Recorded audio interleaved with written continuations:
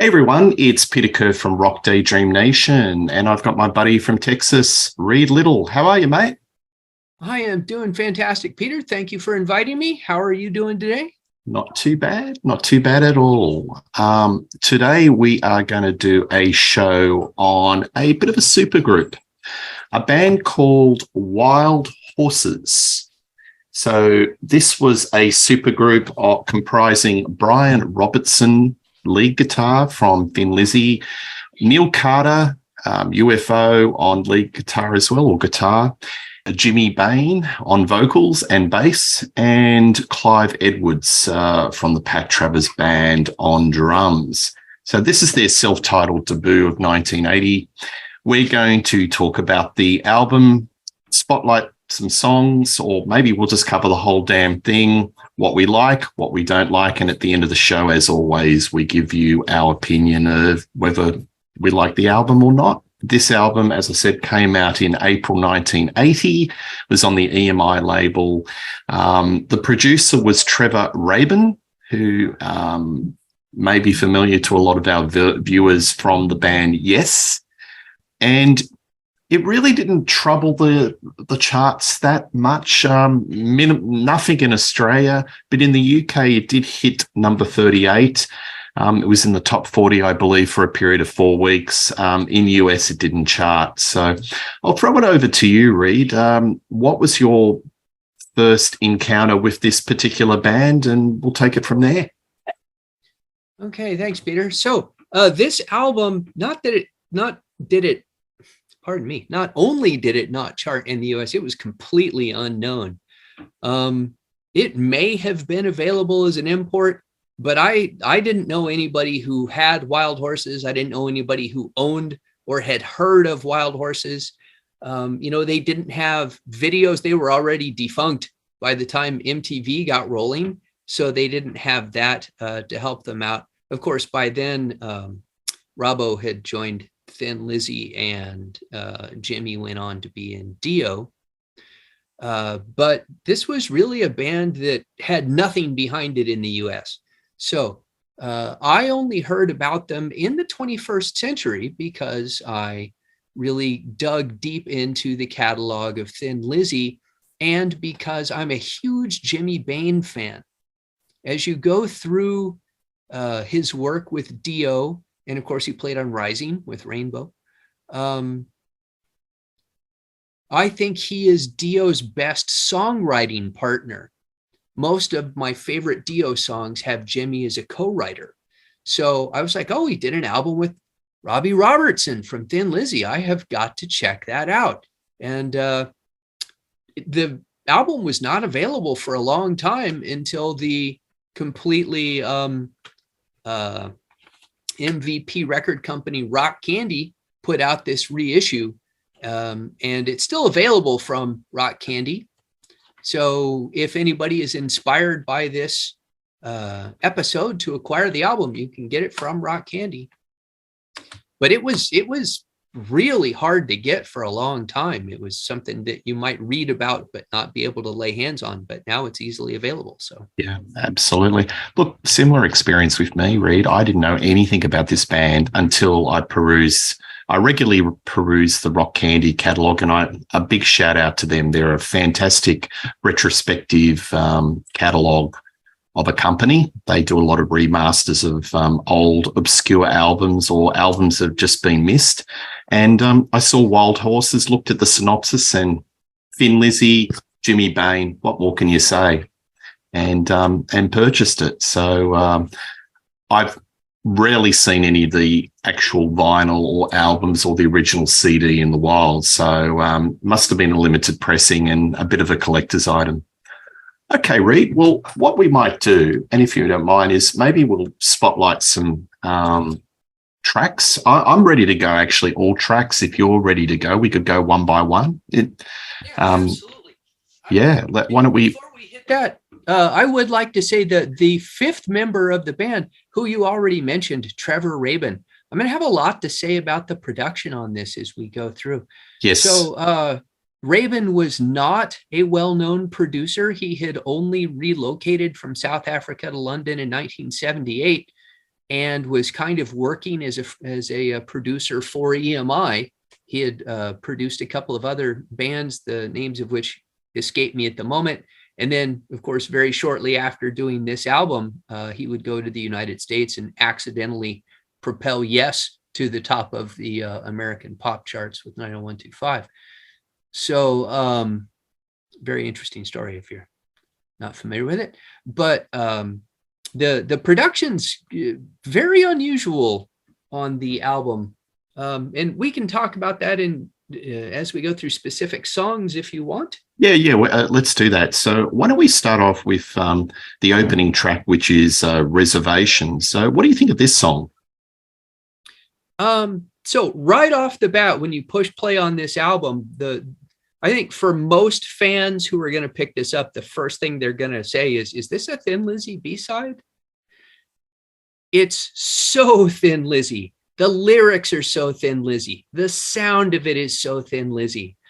And in fact, the general experience I have listening to this album is it really teaches you exactly how important Robbo's contribution to those classic Thin Lizzy albums was.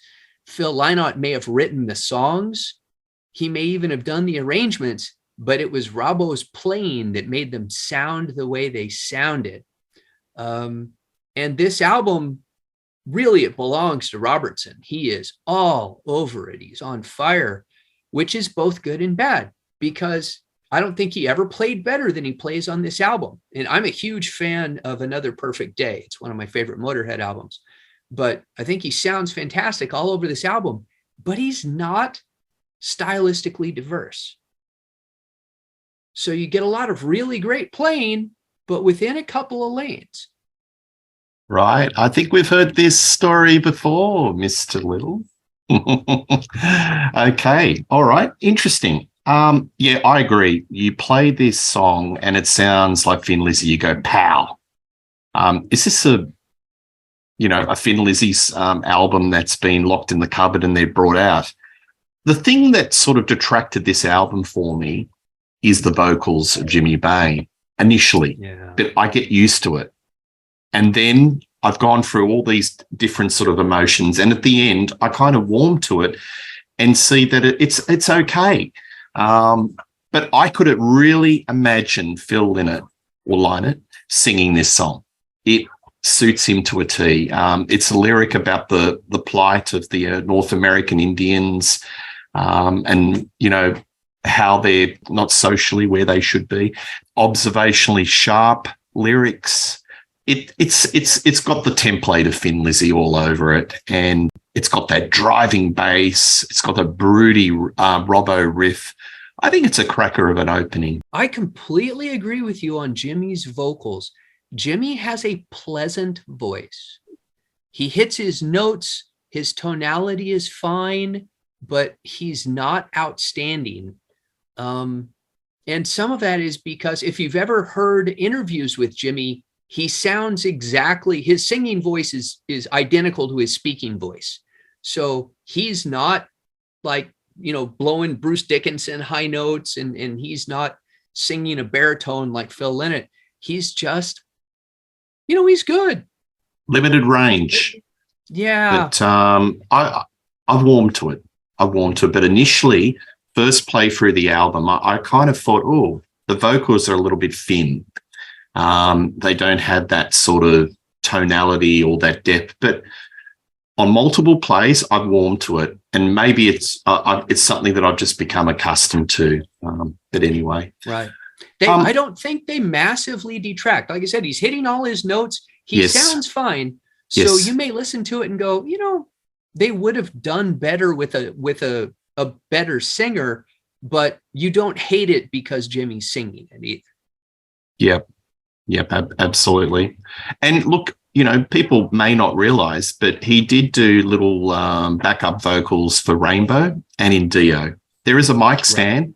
When you see if you saw both of those bands live, and he'd do little vocal bits and pieces. So, all right.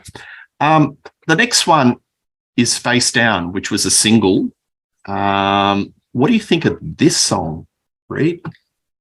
Okay, so one thing about Wild Horses is Robbie Robertson was not a conceptualist. He did not have an idea of the type of music he wanted to make. And I think that comes through really clearly on this album. They're just sitting down and going, well, let's try this. Trevor Rabin, they said he did not have like a production style that he was imposing on them. He wasn't arranging their songs or anything. So you get a mix of different, very thin Lizzy influenced, but still a mix of different types of songs. This song is, again, it's fine, but what really hits me on this one is this is the first one where I go, oh, the production lets this one down. To me, the production on this album is very 1977, which is weird for an album in 1980. Very dry. It sounds like Kiss's Love Gun. It sounds like the Bay City Rollers, right? The drums are low in the mix. There's no high in the mix. There's no bass in the mix. Everything is right in the middle. But weirdly, you can hear all of the instruments. So Rabin does a really good job separating out. You can hear the bass lines. You can hear the guitars.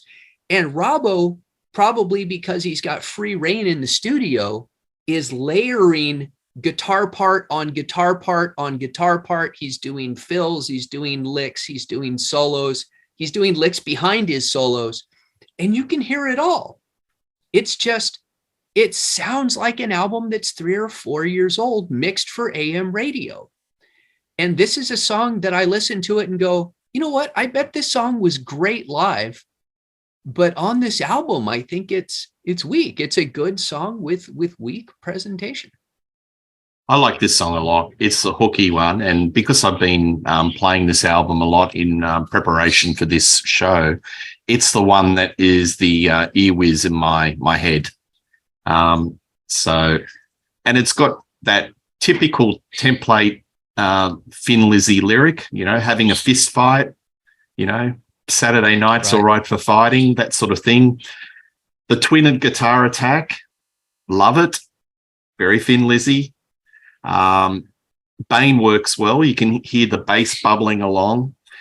I love it. I think it's got a hooky pop melody. It should have done better, but yes, the production is very 70s, and it does doesn't service the song.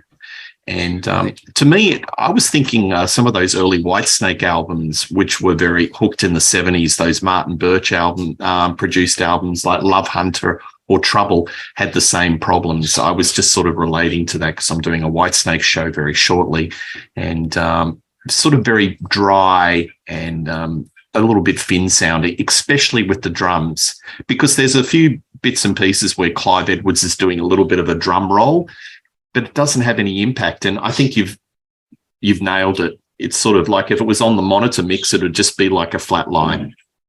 Right. It's so middle of the road. It's very strange. Considering especially what a sonic experimentalist Trevor Rabin would become once he arrives in Los Angeles. It's really weird that he's just so neutral on this album. Well, who knows what the dynamics were in the studio? Maybe Robbo had very specific directions in respect of it. Right. So, because Rabin was probably new to the game, and you can have that sort of imbalance, master servant, servant master, who's really calling the shots here. And one thing Robbo did say about this was because Trevor is a guitar player, he knew how to get a good guitar solo sound. Oh, and one thing about this album is.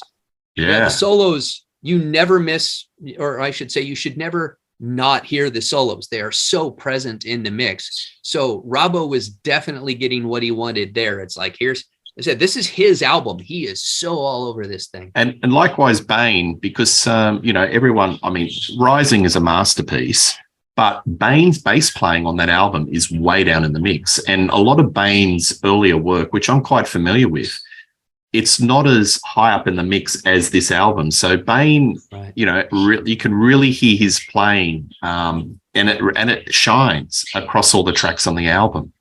So I think Bain and Robbo are the winners, but the drummer, probably not so much.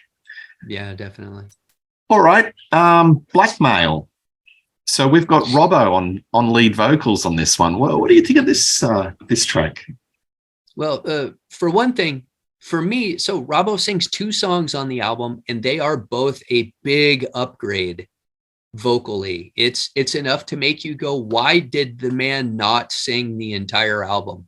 I don't know. He's got a deeper, more resonant voice, and which is funny because he's not a big guy. He's not any bigger than Jimmy Bain, but people just have different anatomy. But I think as a vocalist, he would have done much better than Jimmy. So for me, this is one of my 3 favorite songs on the CD. You've got, again, a very Thin Lizzy lyric about a guy being blackmailed. Actually, I'll add a thought to that in a second. But what I find really interesting, so it's more aggressive. It's one of the more aggressive songs on the album. It's got an aggressive guitar tone. And this song, I think, really points to what Phil and the boys would do on Thunder and Lightning 3 years later. So it's like Robbo is heavy Thin Lizzy before Thin Lizzy actually went heavy. In fact, compare this song to Cold Sweat off of Thunder and Lightning, which is a very similar type of song, I think. Although, I don't think Robbo is a fantastic riff writer.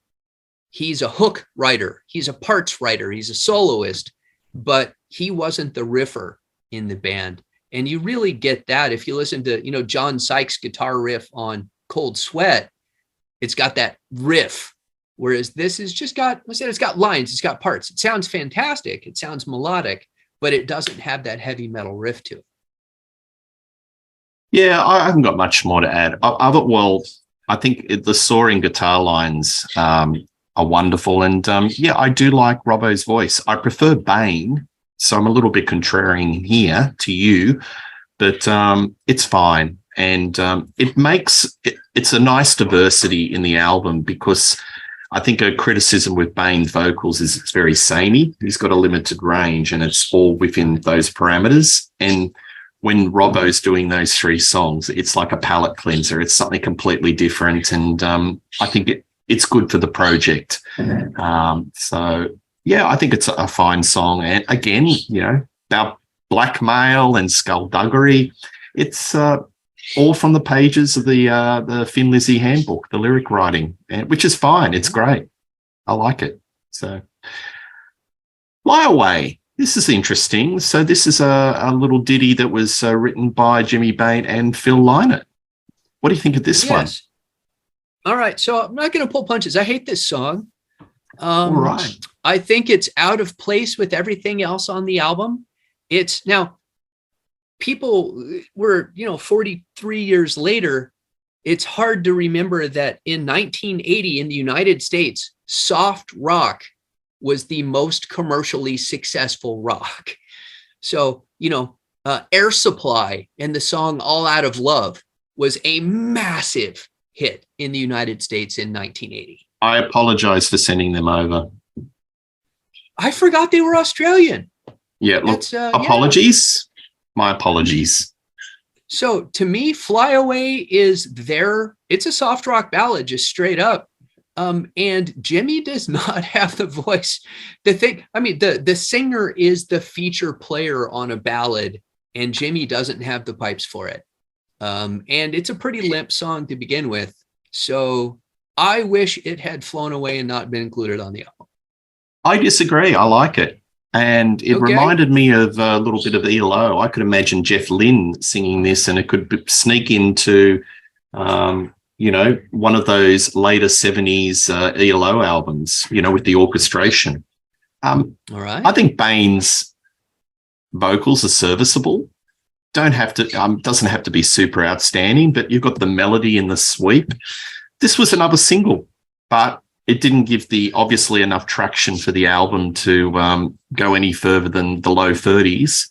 It's got some nice guitar tones. I think it's a tasty single, and I like it a lot. But I wrote down ELO because I could imagine, because when you listen to this album, maybe because it's Jimmy Bain, you could sort of, you're sort of fantasizing, thinking, oh, I think this band could do this, or this singer could sing this. And I just wrote down ELO. I could imagine Jeff Lynne easily singing this one. But anyway, Jeff Lynne's got a fantastic voice. I would much rather hear him do it than Jimmy.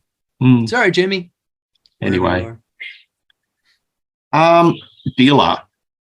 So we're back to the trio of Bain, Robertson, and Scott Gorham is now another guesting on this track. So what do you think of this one?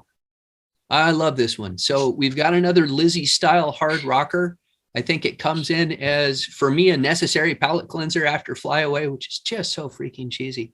And it's got everything that I think I would have wanted them to carry on with, because again, Wild Horses didn't have a style. They didn't know what they wanted to do. They were just making whatever music seemed natural. So this is the type of song that I would have liked them to continue with. It's like Blackmail. It's got a more aggressive line to it. And with more muscular production, this song, once again, I think it would have slotted right in on Thunder and Lightning. I think Jimmy's voice actually suits this track much better than it does some of the earlier songs. This is one where I'm like, yeah, that's what they needed. They found, because it's not just about his singing, it's how the guitars and the melody match with his vocal range. And I think they really nail it on this track. It's got a harmony guitar solo on it. I don't know if Neil Carter is playing that or if it's just Robbo harmonizing with himself in the studio, but it does not, I said, if it's got a negative, it's that it does not distinguish itself in any way from Thin Lizzy. But Robbo was always going to have that problem. I mean, he joined Thin Lizzy when he was a teenager, and he clearly learned a lot about writing songs while he was in that band, and that was just going to follow him. Yeah. I think this song's got attitude to burn. It's the most rocky song on the whole album. I can imagine Jimmy in the studio or live putting the bass between his legs and just giving it a fair thump, because his bass lines are right up in the mix. And lyrically, it's probably something that he's very familiar with. Dealer, because he was going through a lot of substance abuse problems. And if you read it even about the Dio story, he was still dabbling in that by himself, whilst you had all the other members of the bands going through their own journey. So he's a wild guy, the old Bain. He was a true rock and roll warrior right up to the end. When he was in that Last in Line band, I actually was watching a his last ever YouTube performance on this boat cruise, and he's playing bass, and he just looks terrible.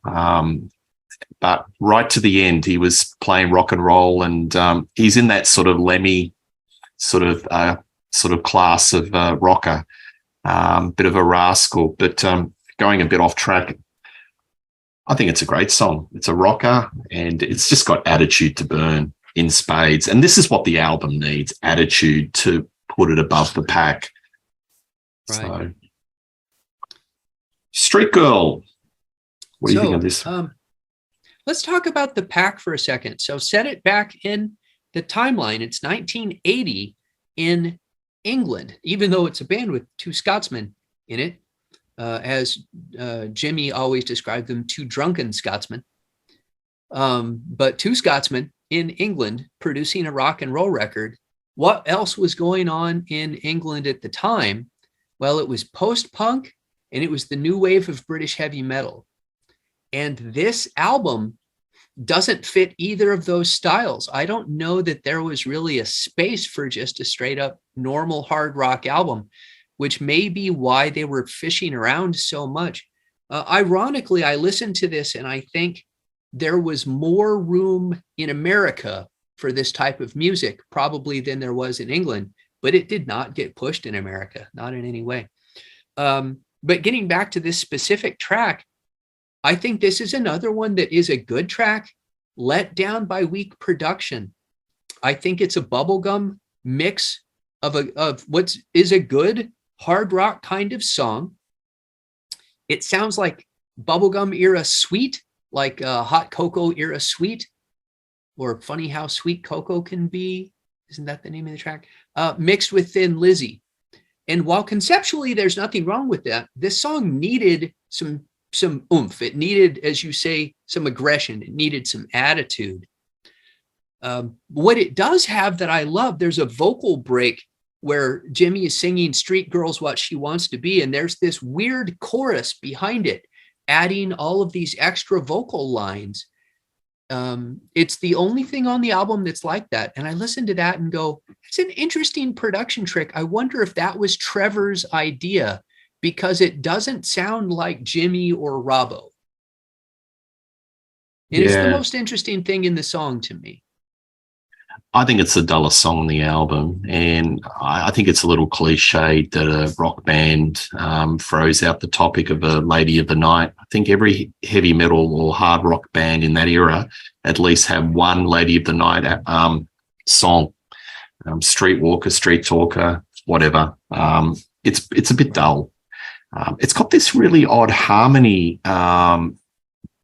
It's a little bit this. It goes into this weird melody in the middle 8 section of the song that I find a little bit off. I don't know. It doesn't seem to fit with the rest of the song. Don't know if what your views on that one, but yet also the riff sounds very familiar. I couldn't put my finger on it, Reed, but it sounded like it was cribbed from some other band.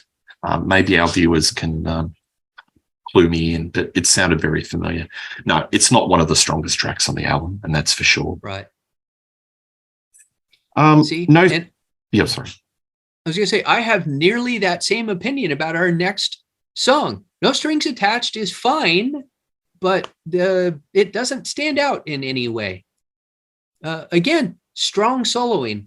It's almost like it feels like I don't need to keep bringing it up, but every one of these songs, some of them, Robbo solos, he solos at the beginning, he solos in the middle, he solos at the end. He's just pouring solos out. Some of them, the solos are actually really short. There's one solo that's only 8 bars, which is remarkable restraint for the man.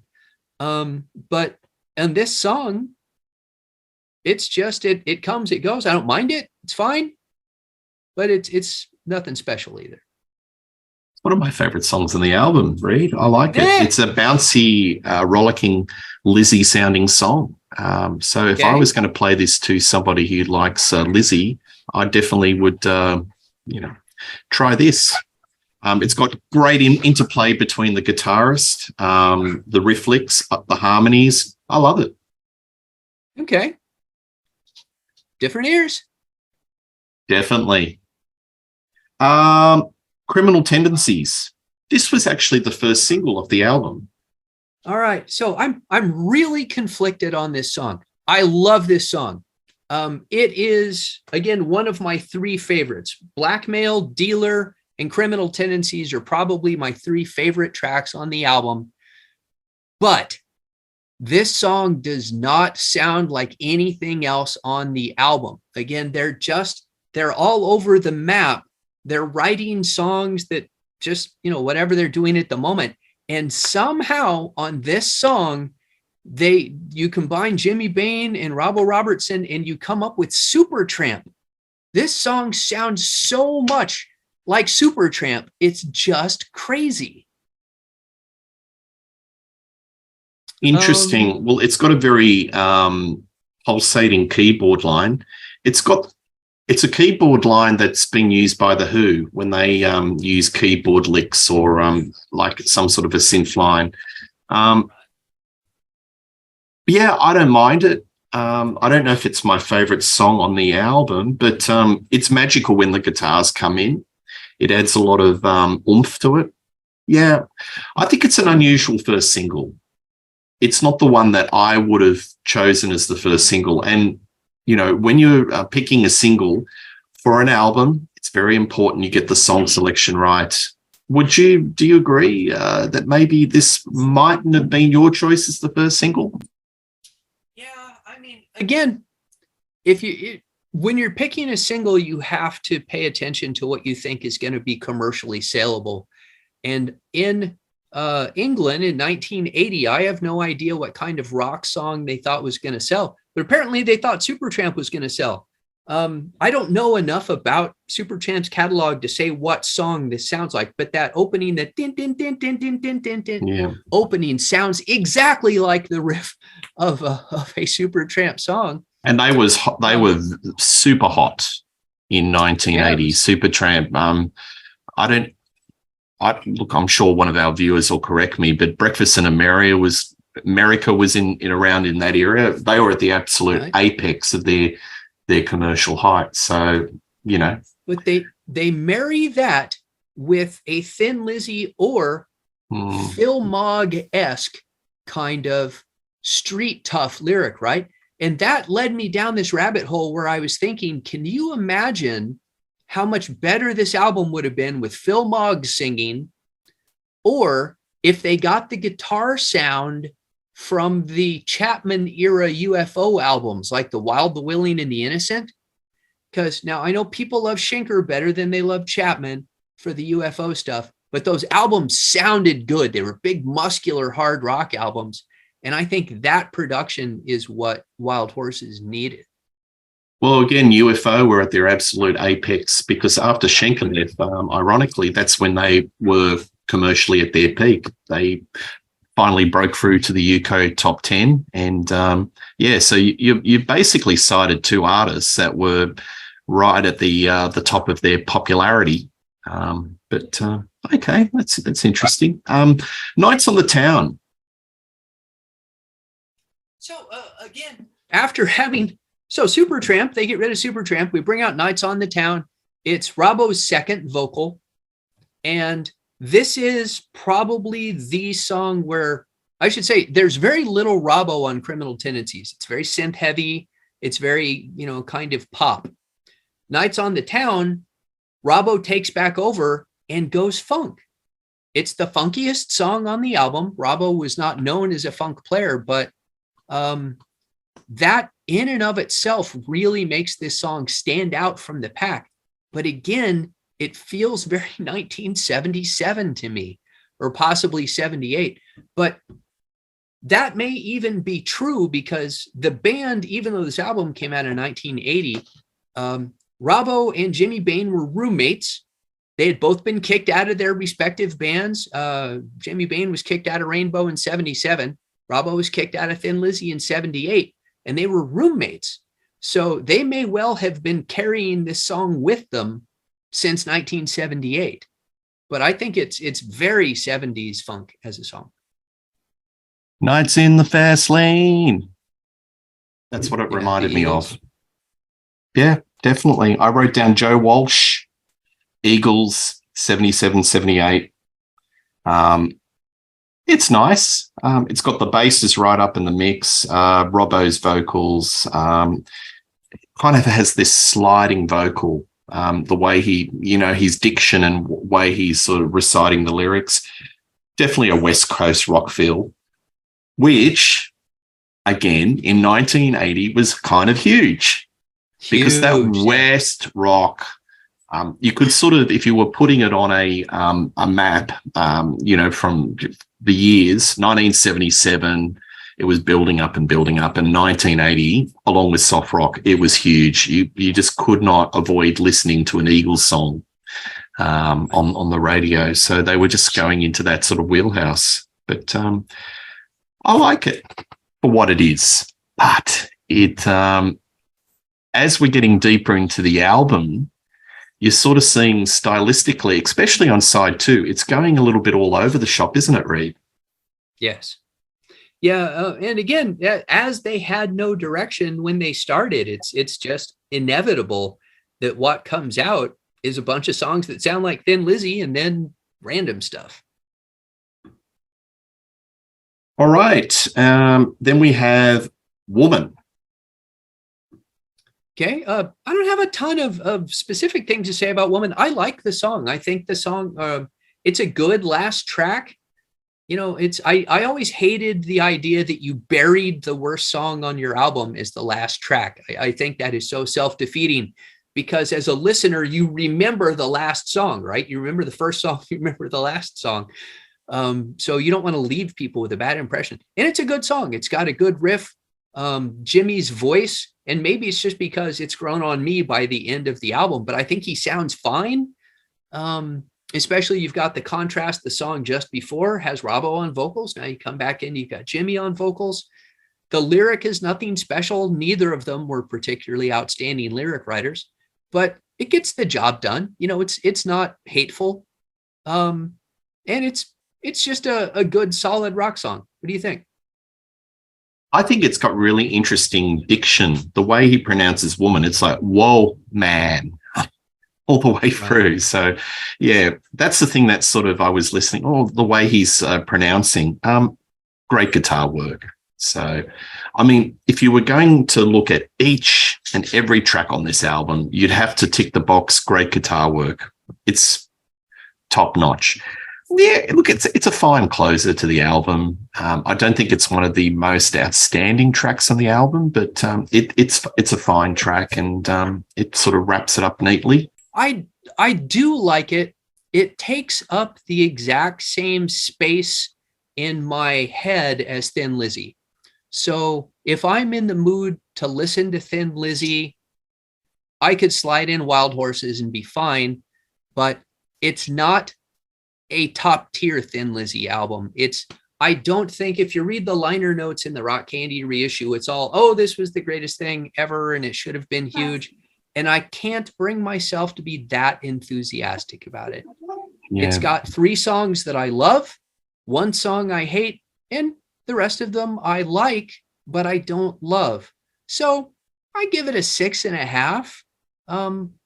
I wouldn't call it a lost classic, but if you were a fan of Robbo's guitar playing, I said he never played this well or as thoroughly on any other album. So if you like that blues rock soloing style, man, it is worth it for that alone, and it's definitely worth listening to. Yeah, I'd expect it to become your favorite. Yeah, I'd probably rate it a bit higher. I'd give it a 7.5. I wouldn't call it a classic album, but it's a solid recording, and it's something that needs to have a little bit more focus because, you know, if it wasn't for Rock Candy, this would have been sort of destined to be one of those obscure, where did this end up sort of album. Right. So I give it a 7.5. I think if you like Thin Lizzy, it's worth investigating. It's got tasty guitar work all the way through. Vocally, I'm getting used to the Jimmy Bain, but there's enough pop hooks and enough melodic rock confections in this album that, for the Lizzy fan or for the casual rock fan, I think they would get something out of this. So a 7.5 out of 10 for me. Right. Oh, and I want to give a real shout out to Jimmy Bain's bass playing. I know Peter was talking about his bass playing earlier. It's so weird. Once you get to like the 90s, once bass players started being known for two-handed tapping and thumping and popping and all of these other tricks, guys that were just kind of meat and potatoes bass players really started to be sort of looked down on, like they had a lesser art. Jimmy Bain is a fantastic bass player. And if you listen to his story about how he joined Rainbow, he said that Ritchie Blackmore would just start playing, and he would play and play and play and play and play for 20 minutes, 25 minutes, 30 minutes. And the bass player had to keep solid time for half an hour without a pause, changing the chords along with Ritchie Blackmore. And you know what? I bet a lot of your hotshot bassists couldn't do that and keep up with it. Jimmy was fantastic, and his bass parts on this are great. Yeah, I haven't heard that story, but yes, his bass parts, and that's one of the few shining lights for the production of this album. The bass is up in the mix, and you can hear Jimmy's work. So he's definitely, in my book, one of the legendary bass players, and in the hard rock community, a great songwriter as well. So once again, thank you, Reed. This has been a very enjoyable album. Viewers, please like and subscribe to Rock Daydream Nation. Please leave your comments. I really appreciate reading your comments, and tell us what you think of Wild Horses. Is this a masterpiece? Is this a long lost, should have been a Thin Lizzy album? Who knows? But I really appreciate your comments and put it down. And one thing's for sure, me and Reed will be doing another show just around the corner. Cheers. Thanks, Peter.